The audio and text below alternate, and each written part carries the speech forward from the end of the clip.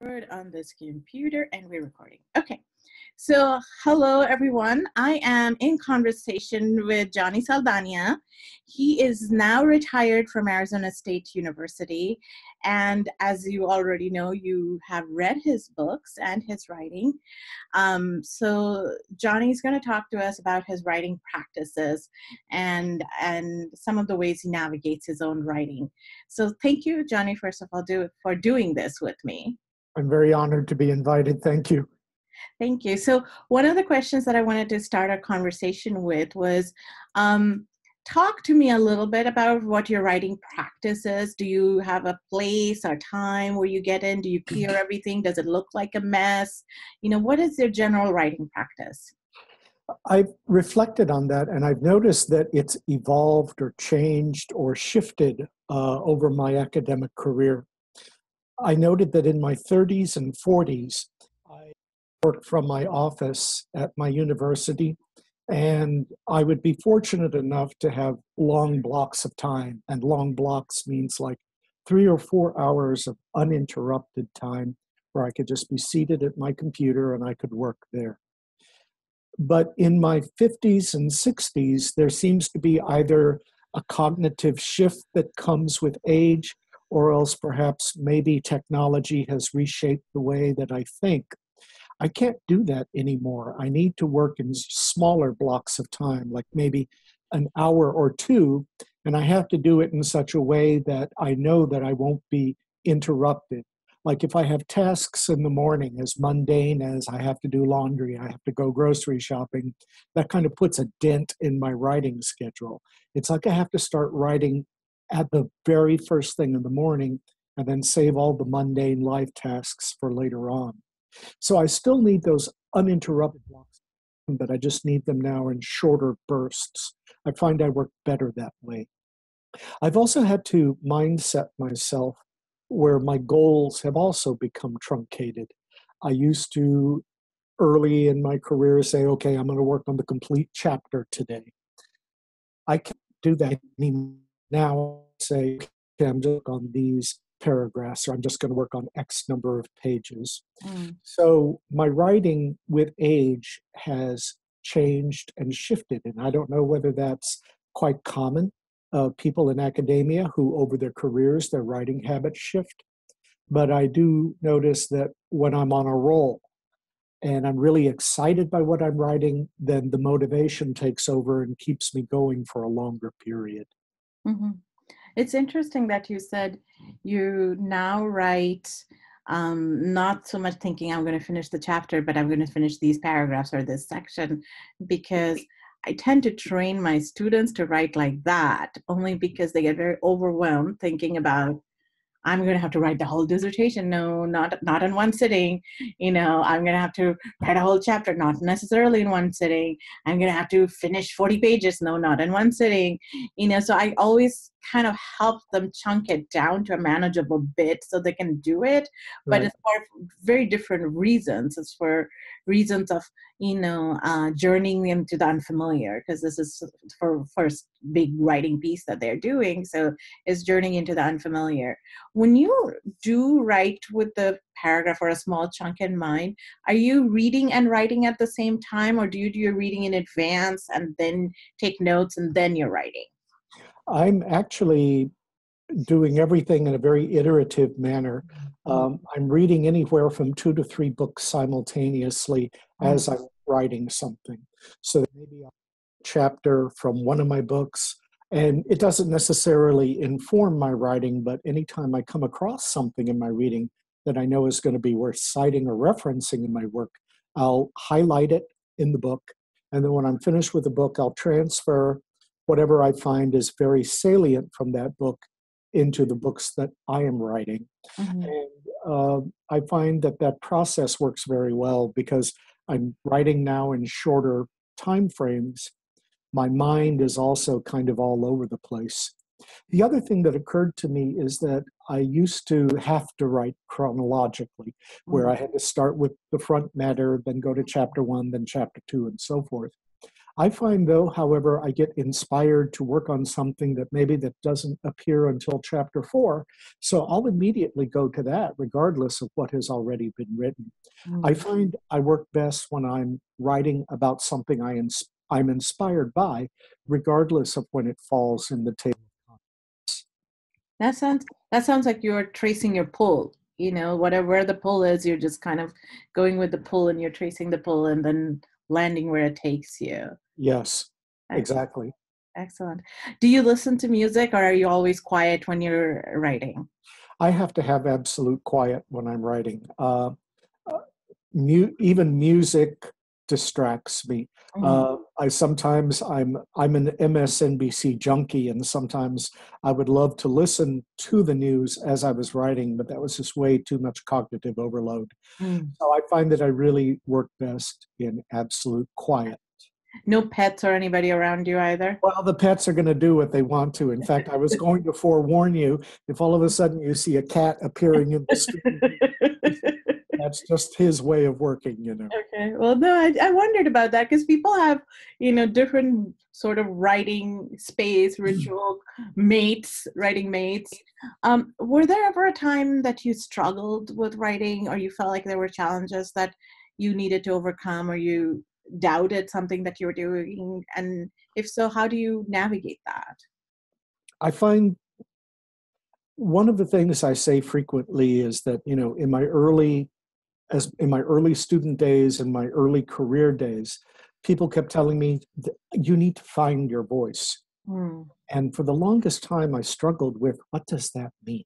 Right, right. And it wasn't until later that when I actually started working in a qualitative way that I realized I didn't need to find my voice. All I needed to do was to trust it. Hmm. And I find that when I allow myself to write in the way that feels natural to me, that I'm not trying to copy somebody else's style, I find that that is when my best writing occurs, when I can write, I'm speaking it. Hmm. And so I don't try to delve into complex vocabulary. That's just not my style. I will talk about ontological and epistemological and axiological matters when it's relevant. But other than that, I tend to go right for the pragmatic. I Hmm. tend to say, here's what you need to know. And this is my best way of working. Yeah. Yeah. You know, um, in qualitative research, the challenge that my students face, the voice challenge is a big challenge because I have a lot of students who come and they're not coming from a background of any narrative writing before. Like social science writing sometimes is the nemesis of writing qualitative, inductive analysis, thematic narratives, whatever it is that they're writing, because that style is very different. Like the social science writing that they have been trained to write Yeah, is sterile. It's sterile. It mimics some sort of scientific writing, but it doesn't quite get there. It has its own physics envy issues, you know. So it has all of its own issues. But what they generally struggle with is the voice, and they ask them like, "What is my voice here?" And what is voice, because that's something that no one ever trained them to think that way because they don't come from a creative writing background, they didn't come from that, so they wonder about that. And then there is the whole multiple data sources and kind of bringing them all together in some way to make sense of them, and then integrating a theoretical reflection on it while you are putting together the final representative piece. And that stuff is very challenging for our students. right. So how have you navigated that? Because you don't point to people and say, "Look here, I'm doing theory." Your performative piece actually, if people are looking for theory, they'll find theory in your piece. You're just not poking people in the eye and saying, "Look here, and did you just see? I just did theory over there. Did you just see that?" You're not doing that. You're doing it in a very different way. So that kind of writing I consider to be much harder than, here's my theoretical analysis, here's my descriptive thing, and here's this, and here's a creative piece that I just wrote. I think those things are a lot easier to write than the seamlessly integrated way that you write. and I'm Well, probably going to make some yeah. enemies by saying that, but this is my Well, personal opinion. Also as a teacher of qualitative research methods, I found that one of the best ways to get students acquainted with it, in other words, if you want to be a good writer of qualitative research, you need to read a lot of it Right. because you need to see the diversity of styles, genres that are out there, not so that you can replicate somebody else's writing style, but so that you can see the exemplary pieces that I I personally feel are the best. Like for example, if someone's going to do grounded theory, of course I'm going to direct them to the methodological work of Kathy Sharmaz, for example, and Anthony Bryant's new book. Yeah. But I'm also going to refer them to at least 2 to 3 different articles or book chapters that are grounded theory studies that I say to them, this to me represents the best of the genre that I'm familiar with. There are thousands of articles written in grounded theory, and I'm not acquainted with all of them. But in my readings, these are the best ones that I feel you should know. Mhm. The same thing with, let's say, someone who's doing a performance ethnography piece. Okay, you need to go read these plays because these are the ones that not just me, but the general academic and artistic community consider to be the exemplars of Mhm. performance ethnography. Mhm. The other thing that came to mind is that I've been very fortunate to have been exposed to a variety of qualitative methods instructors who exposed me to a variety of qualitative research genres. Mhm. And I have deliberately done that in my own writing. One of Mhm. the questions that you pose to me, for example, is what do you do to up your game in writing? Mhm. Purposefully challenge myself to write in methodologies, in genres, in styles, so that I myself become educated in what's out there. For example, a case study is a kind of a classic exemplar of qualitative writing. So I've written a couple of those. I've also done a grounded theory study. I Mhm. have done a performance ethnography. I have done critical pedagogy. When I say done, I mean written. Mhm. My most recent is a phenomenological study, which I have never done before. I deliberately challenged myself to say, here's a methodology that people have written about, but I've never done a study like that. So I'm going to do that study deliberately to push my knowledge base of what it takes to do that type of writing or that style of research. Mhm. Mhm. So that's how I up my game. I also make sure that I read what I consider to be exemplary works in that field. Like Mhm. in phenomenology, there's this beautiful study about the meaning of gratitude. Mhm. And so in reading that, I saw how the authors did, how they selected their data, how they did their analysis. And I thought, okay, I get it. Mhm. And now I'm doing my own phenomenological study about what it means to be a qualitative researcher. So a little bit of it is self-study, but a lot of it is also talking to other people, reading the literature to pull in Mhm. meanings of that particular phenomenon. Mhm. So I get bored easily. And that's why I keep saying, okay, I've done a grounded theory. Now that's great. Now let me try writing, let's say a narrative inquiry study. Mhm. So I'm always reading about all the genres and I'm testing them out on myself to better inform myself of what these take to do. Mhm. Mhm. You know, that sounds mighty brave in the sense that there are certain genres that I don't tread into personally because I feel like the amount of time it takes to read and understand and still come from a place of wanting to do it well. I feel like I don't even have the time to invest, so that is very commendable, very, very commendable.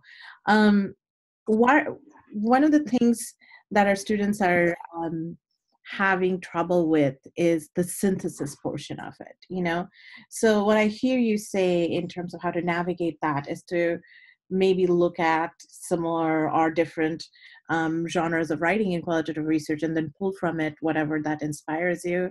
Is that Does that sum up what you were suggesting? Yeah, because when it comes to analysis and synthesis, there is no real hardcore kind of standardization of practice, Right. but there are many different ways that people have approached analytic and synthesis work. And so I showed them, if you want to, let's say, know how you get from all these different codes to categories or to themes, look at this beautiful example of how one particular writer did this chart or did this illustration or did this graphic, because it makes sense. Mm. I try to write the books that I would have had when I was a student. Mhm, mhm, mhm. For example, one of my things right now is when you go to general qualitative research methods textbooks uh, for advanced, they talk about theory, but I have yet to run across virtually any study that explains or defines this is what theory is, Mm. and this is how you work toward a theory, and here's an example of a theory. Actually, and so that was a conundrum for me as a student. So now in my own textbook writing, I make sure that I specify and outline exactly, okay, guys, here's what a theory is. Mm. Here's some examples of theories. Mm. Because I feel that that lack of knowledge inhibited my work as a qualitative researcher. I was kind of trained in the methods, and that's wonderful, but still I had no reference point. Mhm. And so by articulating and clarifying in my own work what these sort of elusive things are, like concepts, theories, I hope to serve my readers by explaining to them from my perspective, this is the stuff that virtually no other textbook tells you. Yeah.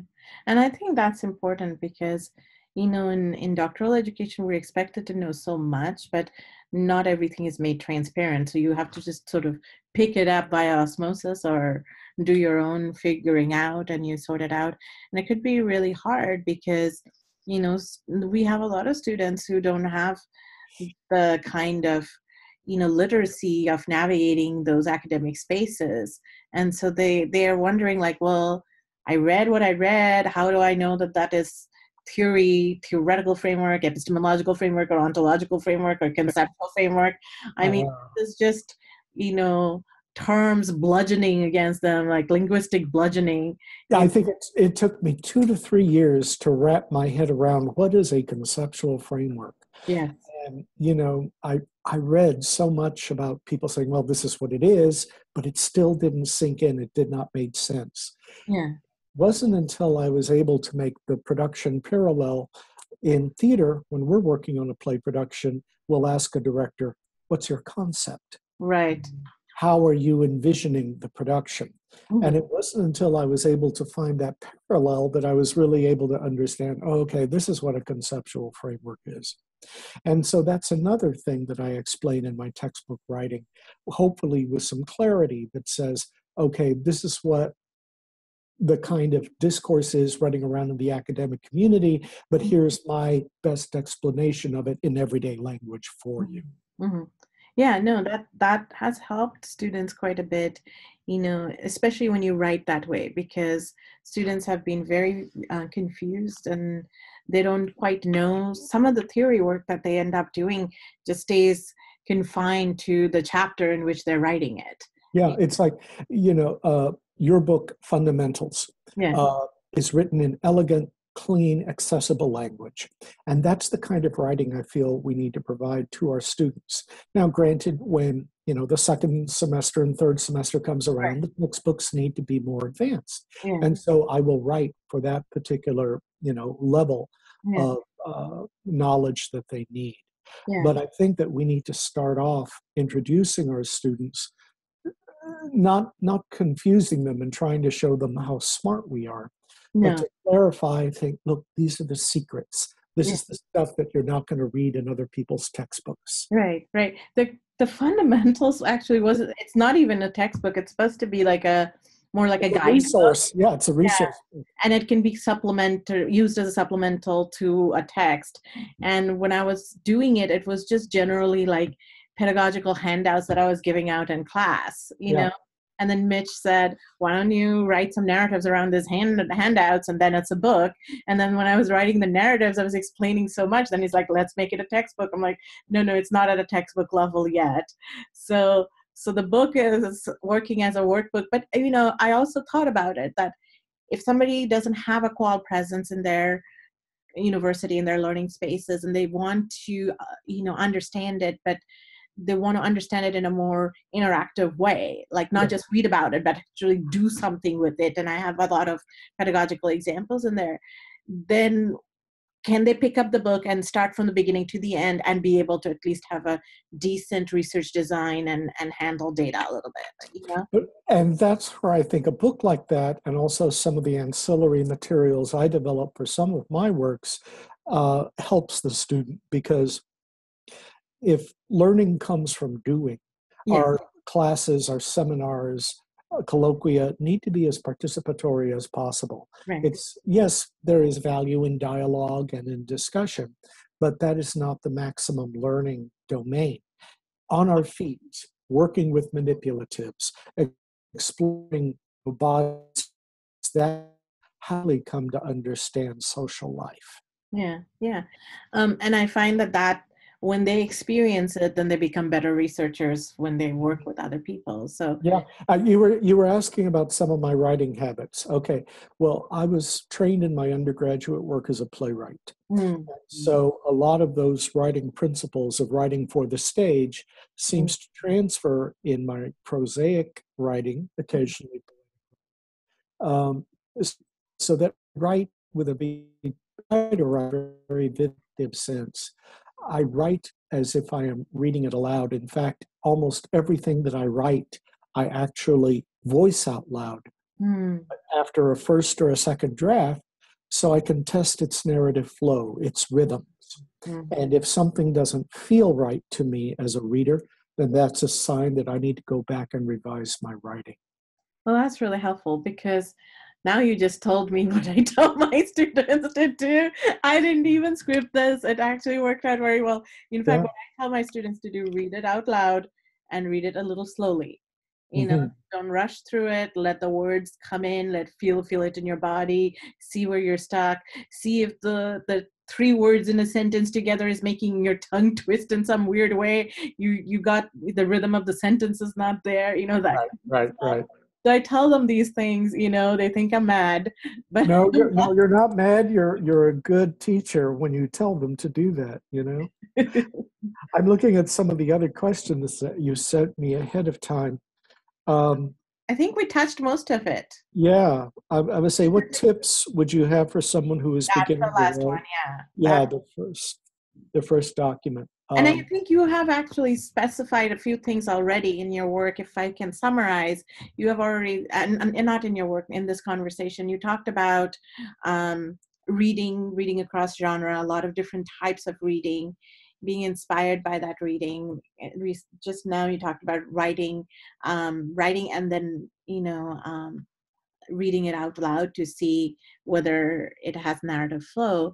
So, in addition to that, are there other things that you find that students respond well to when you're trying to help them navigate the writing process? I find that I try to get them to write the ending of something first. Mm. We're supposed to save the abstract for the end. Mhm. After we've written the entire article, then we have to find some way of summarizing it.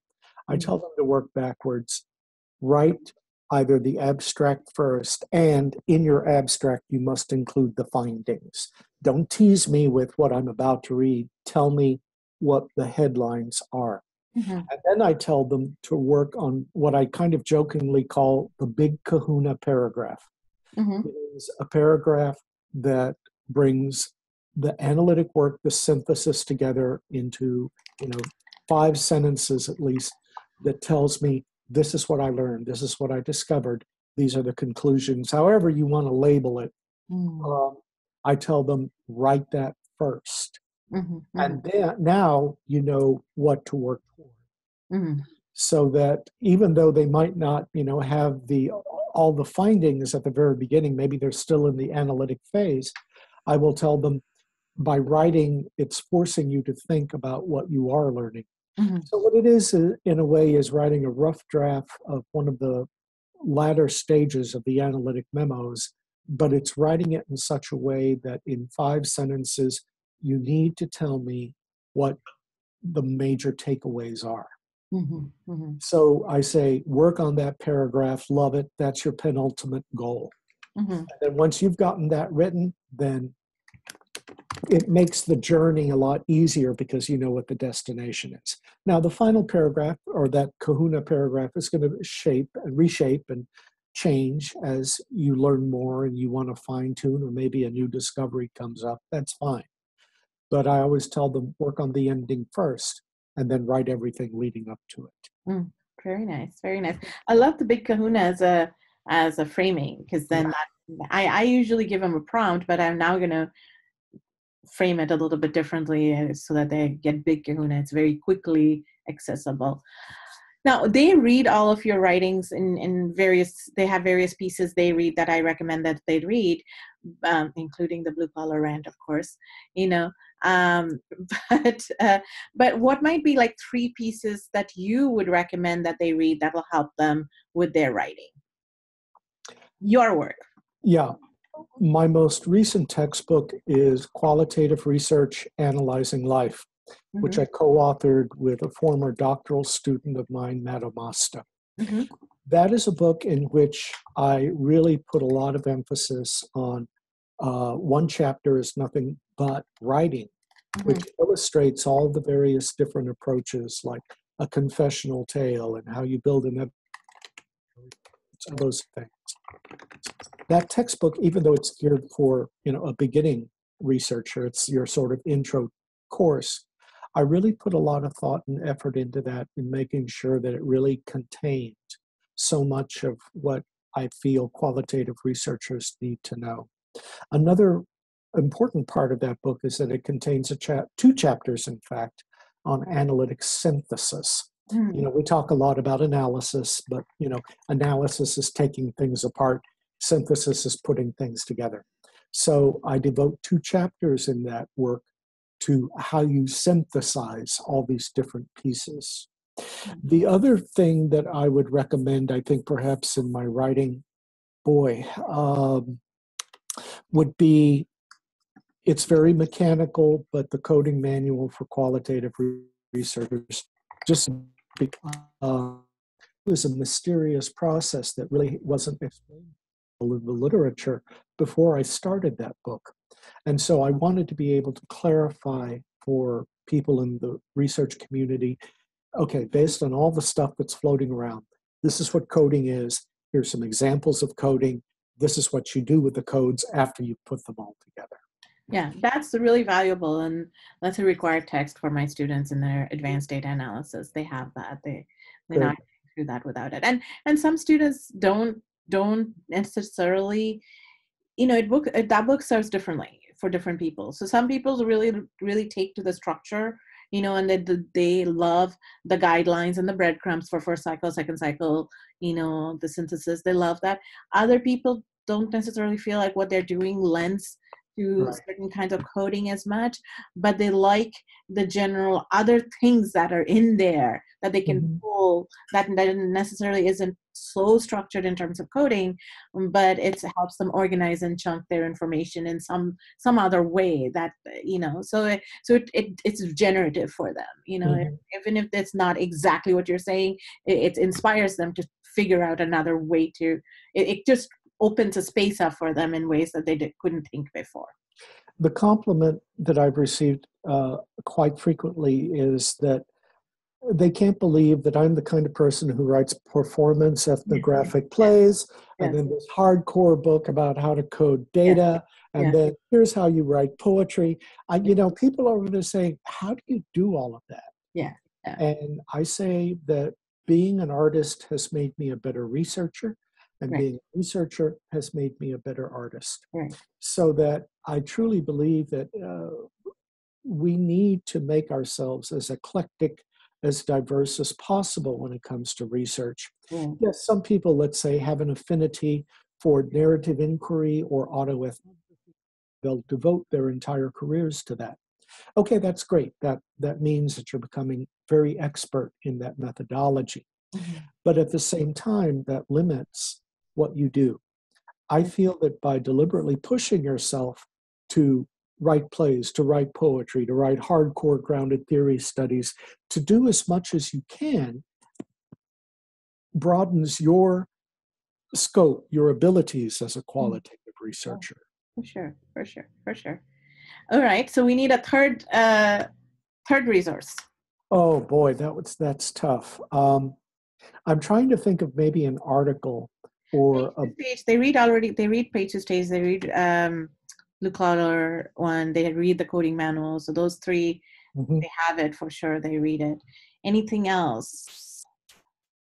You know, I think that what you probably mentioned kind of represents the breadth of my work. Yeah. Um, I have a new book out, but unfortunately, it's not going to be available in an accessible, inexpensive format for about another 18 months. It's Okay. the book Writing Qualitatively, coming out from Routledge. It Okay. is an anthology of my, collected or selected work about since 1999, where I include my articles, my book chapters that I feel my plays that I feel best represent the breadth of my writings. Mhm. And I also have an introductory chapter, which I do know is accessible online.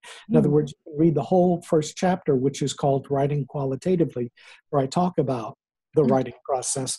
So that is going to be free and accessible online when Okay. they release it.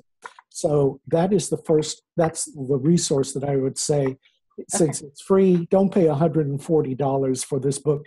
You can read the first chapter online. Okay, that's great.